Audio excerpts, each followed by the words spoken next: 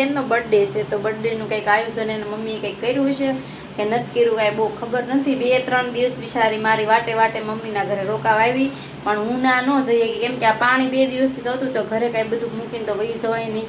દાદા એકલા શું કરે, પાણી અંદર આવી ગયું હોય તો પછી એમથી કાંઈ બધું થાય નહીં. તો હું કાંઈ 2 દિવસ ગઈ નહીં, તો એ આજે હવે એના ઘરે વહી ગઈ. અને મારે અત્યારે જવાનું છે મમ્મીના ઘરે, કેમ કે જીયાંશભાઈ 3 દિવસથી ભૂતનાથ છે, તો એને લઈ આવું. અને આજનો બ્લોગ છે ને, કાલનો બ્લોગ આવશે તમારા મિતાંશીના બર્થડેનો.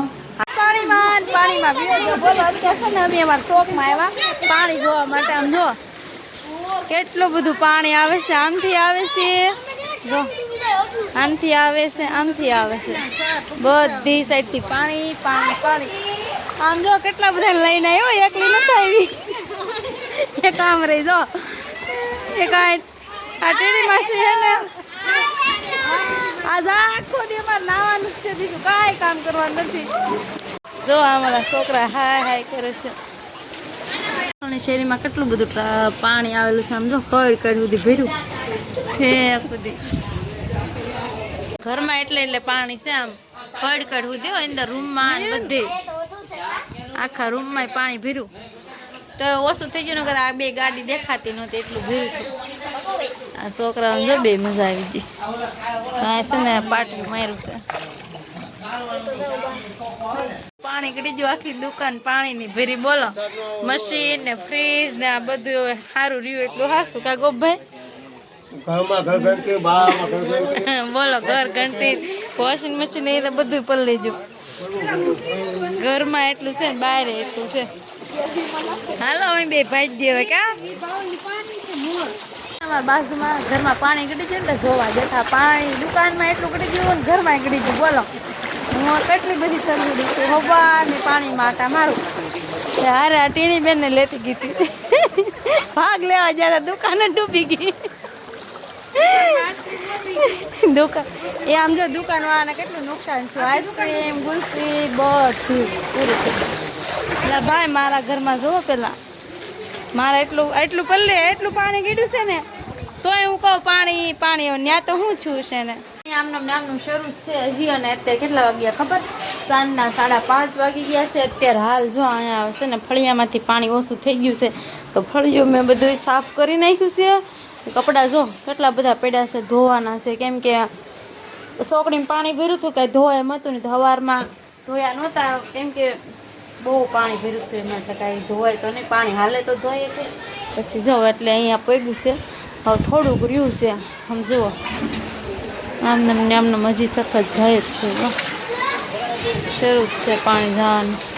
એટલે હવાના પાણીમાં સી બધા. બોલો, બાથરૂમમાંથી વયું ગયું છે, ટોયલેટમાં થોડુંક છે, હવે એ ભલે રહ્યું. હું કપડાં છે ને ફટાફટ ધોઈ નાખું, કેમ કે કન્ટિન્યુ સવારની પલ્લું છું ને, તો હું પછી બીમાર પડી જાય.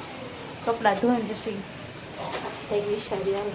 કપડાં ધોયા તો જો વરસાદ કે મારું કામ શું કરવાનું, કપડાં ક્યાં મૂકવાના. બોલો, આ દોરી બાંધી હતી, પણ દિવાળીનું ઘર સાફ કર્યું ને તો મેં કાઢી નાખી. તો હવે અત્યારે વિચાર કરું છું શું કરું છું.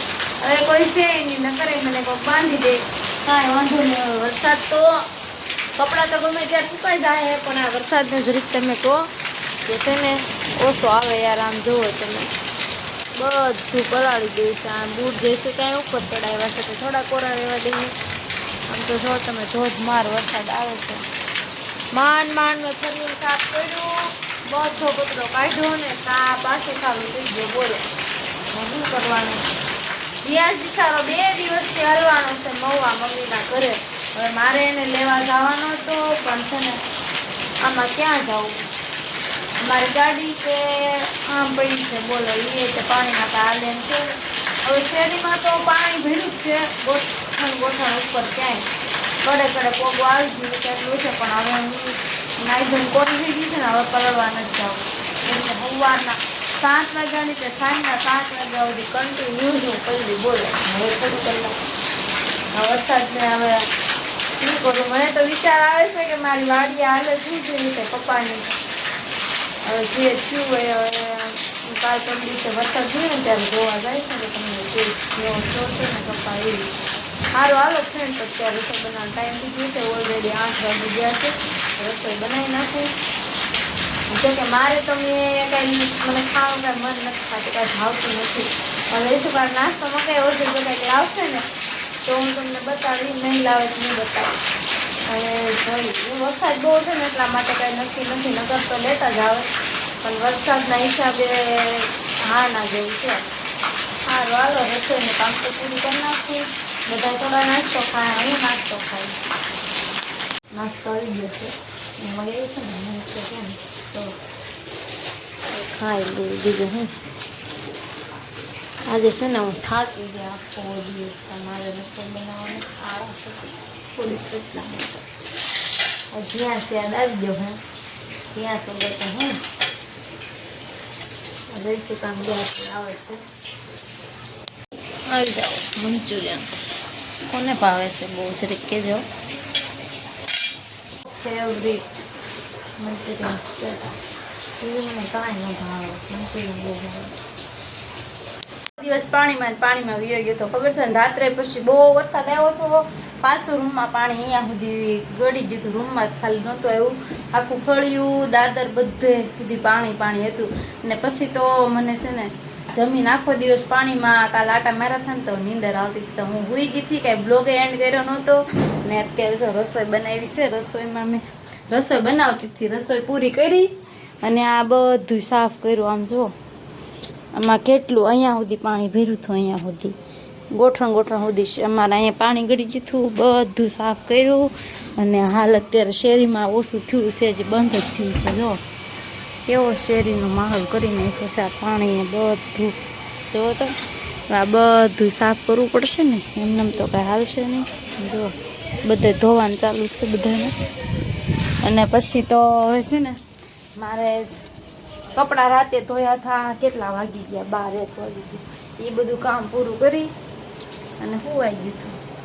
સારું શું કેમ કે હજી છે ને ભૂતનાથ જવાનું છે મારે. આજે તો મિતાંશી બેનનો બર્થડે છે, તો બર્થડેનું કંઈક આયોજન એને મમ્મીએ કંઈક કર્યું છે કે નથી કર્યું કાંઈ બહુ ખબર નથી. 2-3 દિવસ બિચારી મારી વાટે મમ્મીના ઘરે રોકાવા આવી, પણ હું ના ન જઈએ કેમ કે આ પાણી 2 દિવસથી થતું તો ઘરે કાંઈ બધું મૂકીને તો વહી જવાય નહીં. દાદા એકલા શું કરે, પાણી અંદર આવી ગયું હોય તો પછી એમથી કાંઈ બધું થાય નહીં. તો હું કાંઈ 2 દિવસ ગઈ નહીં, તો એ આજે હવે એના ઘરે વહી ગઈ. અને મારે અત્યારે જવાનું છે મમ્મીના ઘરે કેમ કે જીયાંશભાઈ 3 દિવસથી ભૂતનાથ છે તો એને લઈ આવું. અને આજનો બ્લોગ છે ને કાલનો બ્લોગ આવશે તમારા મિતાંશીના બર્થડેનો. સારું હાલો ફ્રેન્ડ્સ, આજનો બ્લોગ આ એન્ડ કરશું. કેવો લાગ્યો છે કોમેન્ટમાં કહેજો. જય માતાજી બધાને, જય મા મોગલ, ગુડ મોર્નિંગ.